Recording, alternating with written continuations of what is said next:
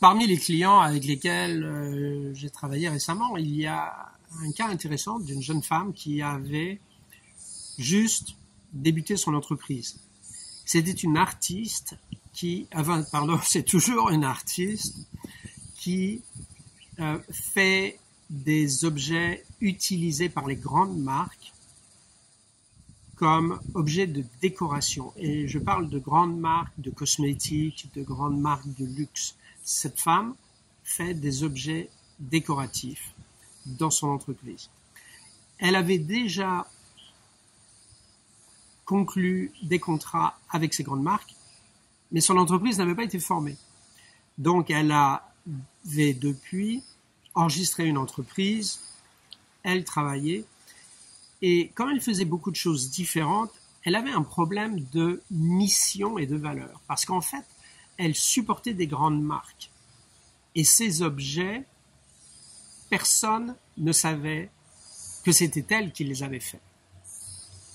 Donc, elle avait besoin de visibilité et d'expliquer en fait ce qu'elle faisait. Nous avons donc travaillé sur la question de la mission et de la valeur. Et ça n'était pas du tout évident. Parce que développer des produits décoratifs pour de grosses marques, lui donner de la visibilité, mais personne ne savait que c'était elle.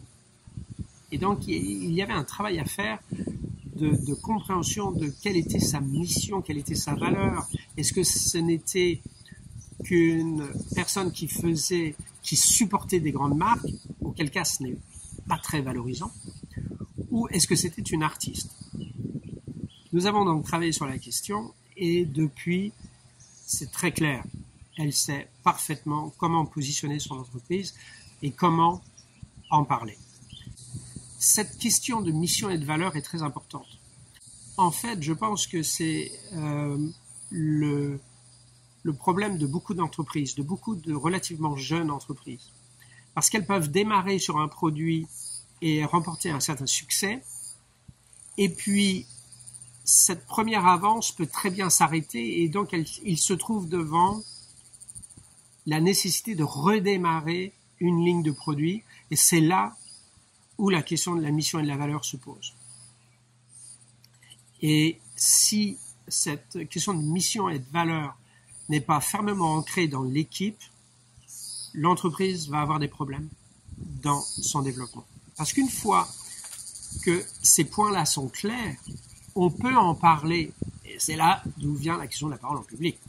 On peut en parler à des prospects, à de nouveaux clients, ouvrir un nouveau marché et garder l'entreprise solidement ancrée sur ses pas.